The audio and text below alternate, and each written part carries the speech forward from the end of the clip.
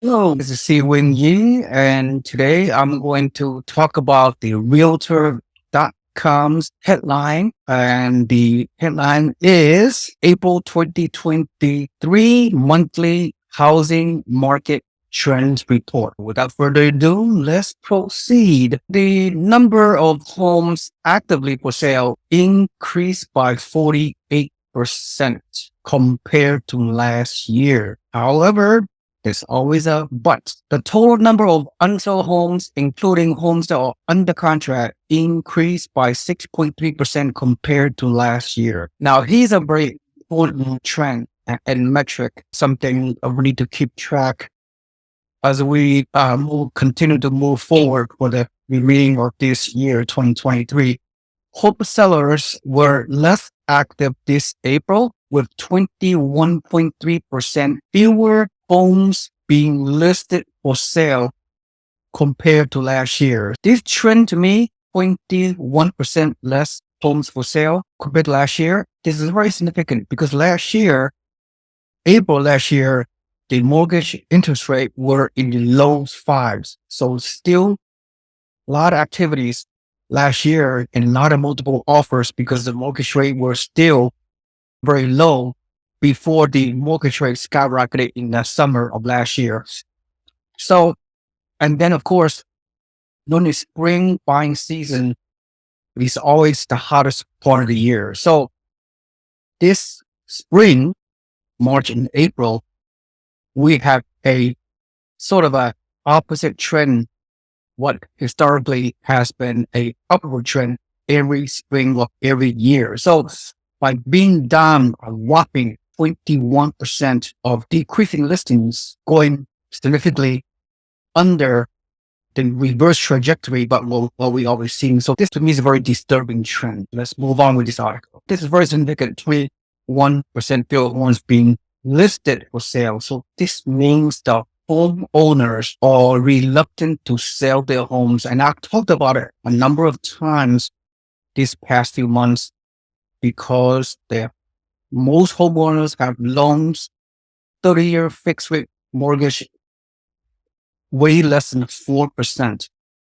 Why would they move up to buy a bigger home to get rid of the historic low interest rate to buy in today's mortgage rate, which is as of today, what's today's date? 6th of May, 6.5% mortgage rate. So essentially, potentially doubling their monthly mortgage payment. So they're not going to do that. So buyers are staying put.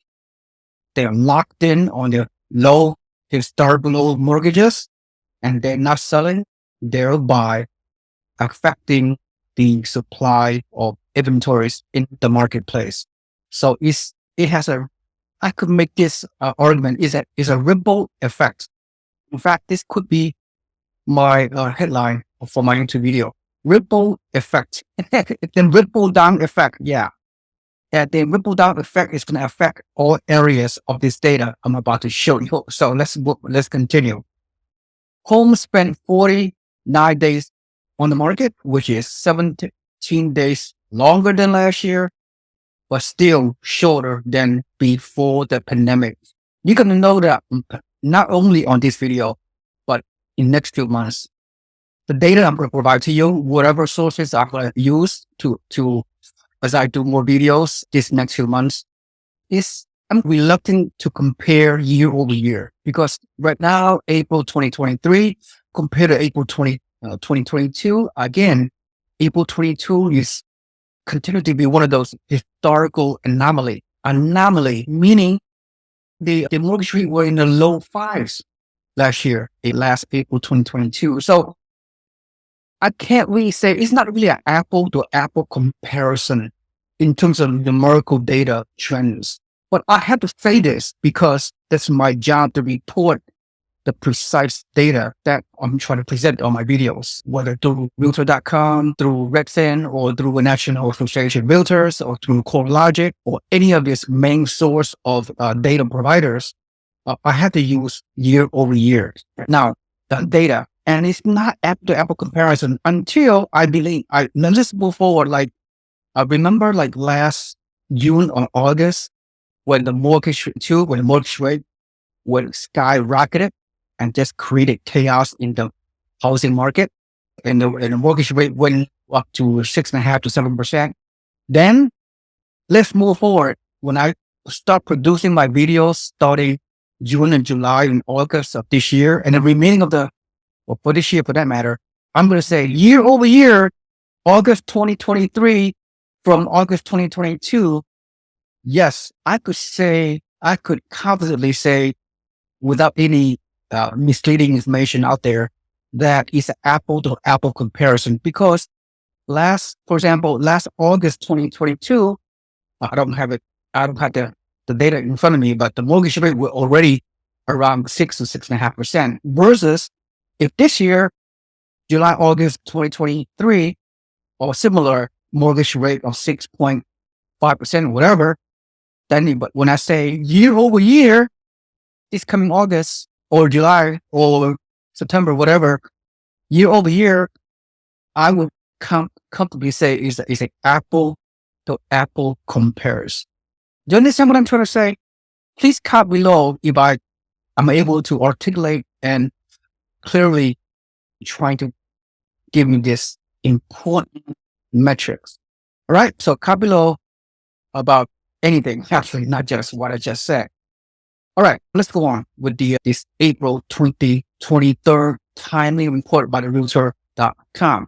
Now, the Realtor.com continues to say fewer sellers are opting to list their homes than previous years, largely due to feeling locked in. Yeah, we all been hearing the words, quote, locked in, unquote, effect by a lower mortgage rate compared to what it is obtainable this year.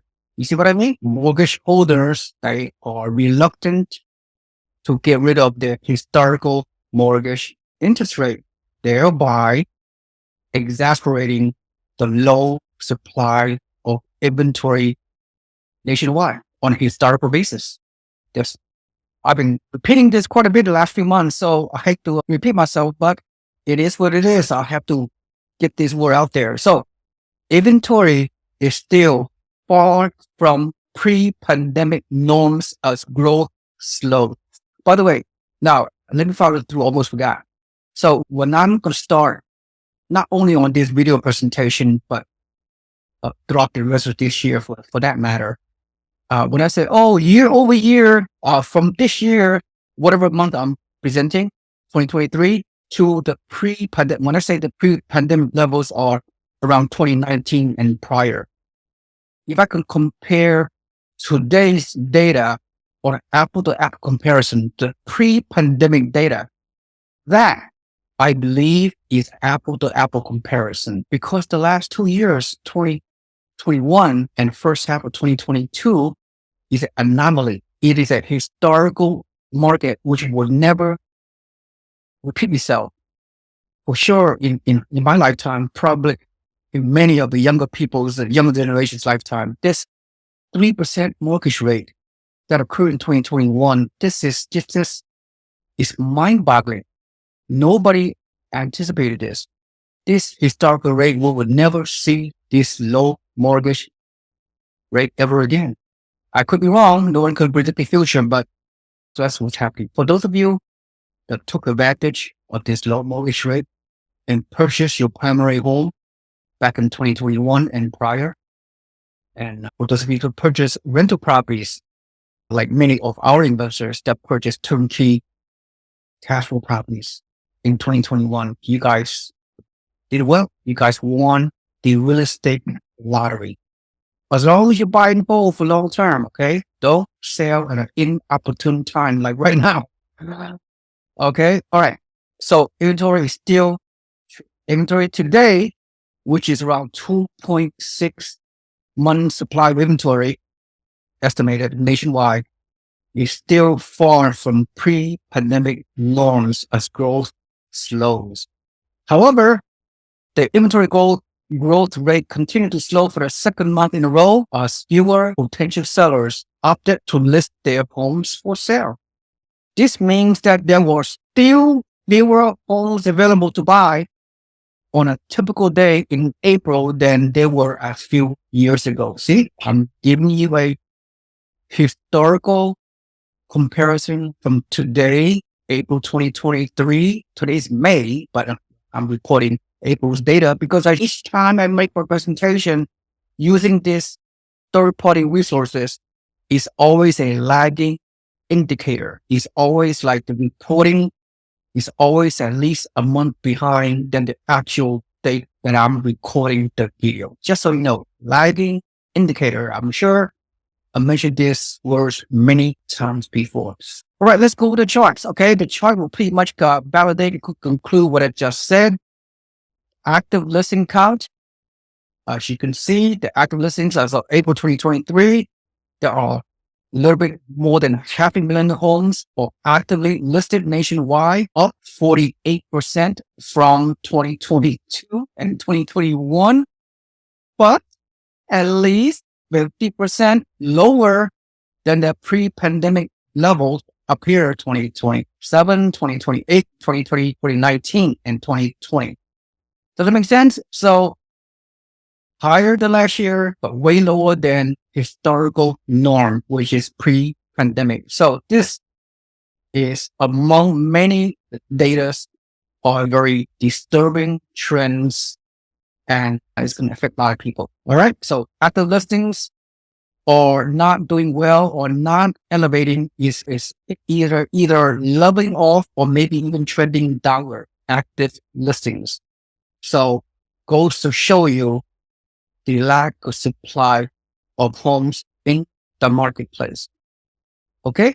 Now, total listings, same thing. Look at the red line. This year, April 2023, total listings is below 1 million year over year, which is somewhat similar to the past 2 years, but way below the pre-pandemic level. Same thing, almost same kind of data as active listings. The number of homes under contract pending listing can decline by almost 23% compared to the same time last year.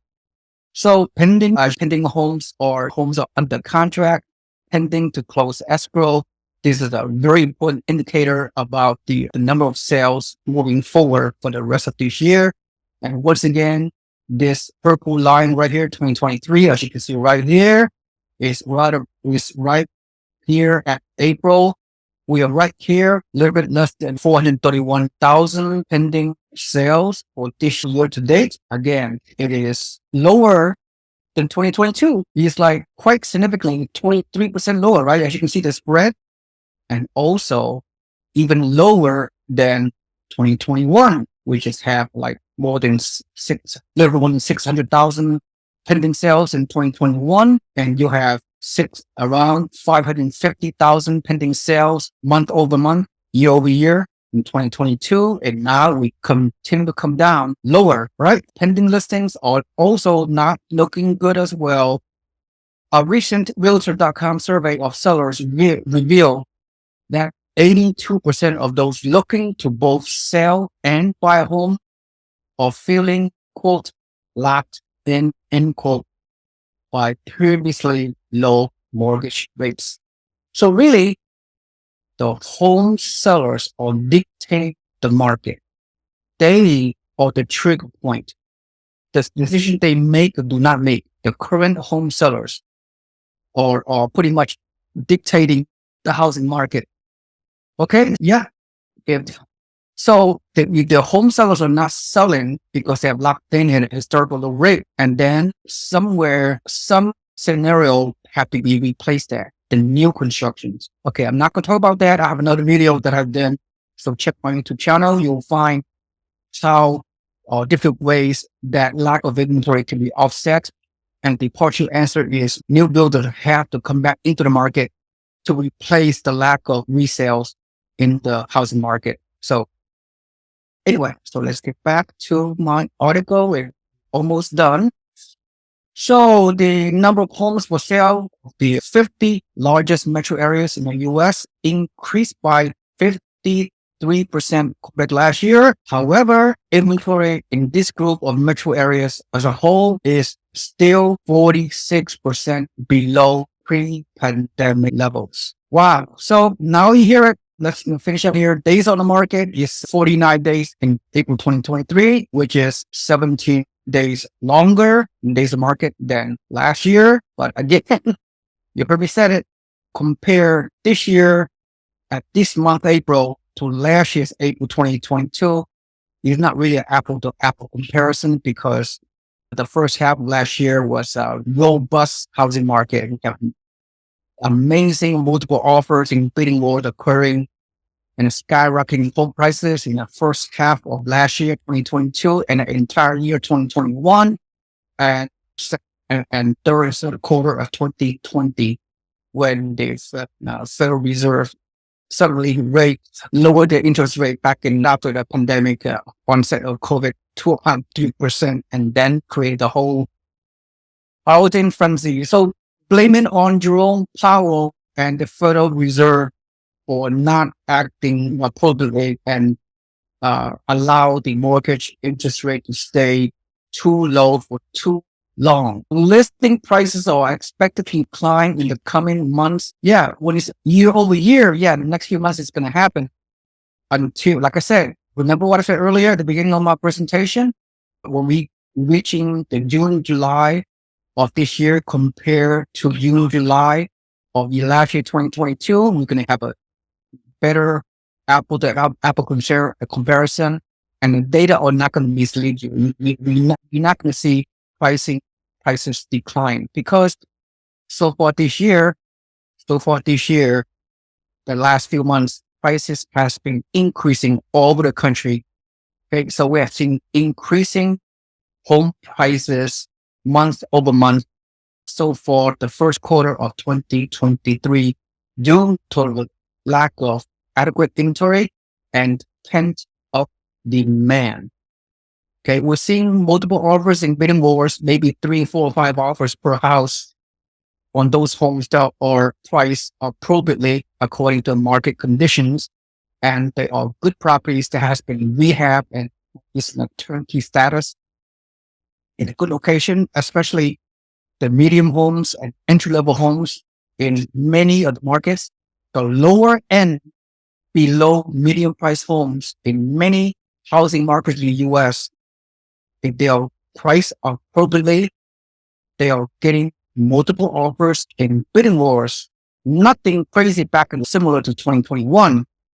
And we will never compare to the historical year till 2021, but that goes to show you economics 101.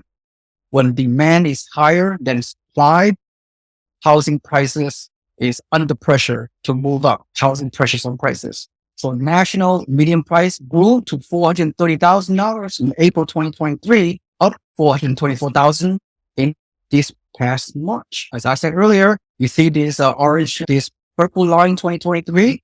At the beginning of the year, we are in a low 400s median price. It steadily has gone up. It has gone up to $430,000, up 2.5% year over year from March of 2022. See, the yellow line is 2022. The first half of 2022, the home prices were skyrocketing because of the 4 to 5% mortgage interest rate. Then in the middle of last year, remember when the mortgage rate skyrocketed from 5, 6 into 7% for the second half of last year, then you see median price of homes has gone down, pretty steadily. Now it has picked up again moving forward. Could be a wash. Who knows how much consistency of home prices increase is going to occur for the remainder of this year. I have my thoughts, but I might want to share that with you before we conclude to summarize this video. But nevertheless, as you can see, the past 4 years, home prices have increased double digit. For people that are predicting a crash, there's no crash. It's a slight correction the last 6 months of last year, but the correction has capped upward this way. So it's a wash. Not only there are no housing crash, in my opinion, there's a minor correction in this housing market. Despite the doom and gloom, the world is coming to the end scenario, all the scary headlines, produced by those Crash Bros YouTube videos and those national news media.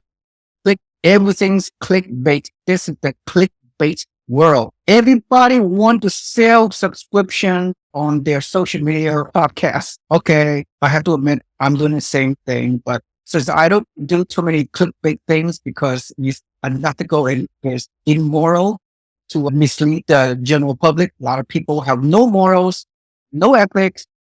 All those crash videos out there, they're getting a whole bunch of clickbait. Yes, they are monetizing their YouTube channels and making money off gullible people like many of you out there. Don't fall for the prey. Do not fall prey to the negative headlines, the doom and gloom people out there. The sky is falling. Chicken Little, the world's coming to an end. The housing prices, the value can go back to zero, negative prices, 100% decline. Yeah, that is mind-boggling, deceptive, inaccurate, misleading YouTube. YouTube is the wild west of social media. There's no regulation. There's no accountability out there. Oh my gosh. I'm sorry to deviate from those things because I had to put these out there. Let me conclude that 9 out of the largest 50 markets saw their median price decline. But the decline, we've been hearing this before. Last year, the boom, the bust pandemic markets like Austin, Texas, Las Vegas, Houston, California, Boise, Idaho, the same scenarios. But let's go through the real data. April 2023 regional statistics. As you can see, active listings, even though it has been high for this April compared to last year, 2022. However, if you the new listings moving forward has been decreasing in all regions of the US. The Midwest new listing year over year, April 2023 from April 2022. New listings have declined by 21% in the Midwest, has declined by 26% almost in the Northeast, has declined almost 14% in the South, and in the Western region of the US, new listings year over year have declined by a whopping 33%. Let me share would be one more very important trend. The active listings count versus pre-pandemic before 2019 active listings. Look at this. Midwest, the active listings of homes available for sale was 53.9% less listings than pre-pandemic listings. Northeast 60%, South 40.6%, and West 37.4%. All these negative trends are no good. I believe the first-time home buyers out there, you guys are being priced out of the market. Housing prices are increasing. The mortgage rates continue to be elevated. So the home affordability will continue to come down. For those of you first-time home buyers that, as of right now, you can afford these numeric scenarios. If you want to buy a house for long term, who's to say that you should not pull the trigger? For those of you who on the borderline qualification wise, if you delay, if you procrastinate, if you still sitting on the sidelines, hoping for the mortgage rate to drop significantly from the 6.5% as of today, and hoping the price can come down, the price is going to crash, or you take action, you might be waiting for a long time. So that's all I have to say. Investors, you should have no reason, most investors, especially non-account investors, and you know who you are. There's no reason why for you to delay because you buy long-term, you buy for cash flow. You're not qualifying with your mortgage payment. You let your tenant pay down your mortgage. Therefore, if you can find a low, affordable, entry-level markets, mainly in the Midwest and South and Southeast, whereby you can put 25% down payment and your projecting that your rent can cover all your monthly debt service, including the mortgage, the taxes, insurance, property management fee, and still have a positive monthly cash flow. Those is the blueprint to buy rental properties. So with that said, I conclude. My takeaway is all the trends are not good. We're going to continue. If the mortgage rate stays at 6.5%, or even lower, then we continue to see supply of homes severely lacking. Right now is a historical basis, and also will continue increasing prices. So that's going to hurt a lot of people who are staying in on the sidelines. Yeah, that's pretty much it. There's a very interesting market, but there's still a lot of opportunities out there. So anyway, if you see a lot of value in this video, please smash the like button and subscribe to my YouTube channel. I'm trying to build up my database. I'm not getting enough subscribers because I'm not clickbait. I try to produce as much great data as possible because I've been in the housing market for more than 30 years. I've been a real estate investor for more than 30 years, as a matter of fact. In addition to subscribing to my YouTube channel, if you please quickly visit my website below and drop your email into the form to subscribe to my weekly turnkey real estate investor newsletter. Once you join the network, you'll receive weekly market updates, investment opportunities, real estate education, and interviews with top industry leaders straight to your inbox that you just won't find anywhere else. And finally, please comment below. Tell me where you're listening, where you're watching my videos. One neck of the woods. Tell me about your specific market. I know every market is local, is hyper local, as a matter of fact. Share with me, are you getting multiple offers in your local market? What are the situations? Please comment below. I'll be more than happy to answer those comments. And because I want to interact with you guys, I want get more involved because I do have a very good understanding of many real estate markets because I've been helping hundreds, if not thousands, of my real estate investors, mom and pop investors, just like you guys, to buy turnkey cash flow properties in the good, affordable, entry-level markets. So I have a high-level understanding of many markets, especially the Midwest and South and Southeast. Those are the robust markets for mom and pop investors to buy turnkey cash flow properties to create wealth for yourself and your families. Thank you so much. And this is Seewing, and now we'll see you on the next video. Have a nice day. Bye-bye.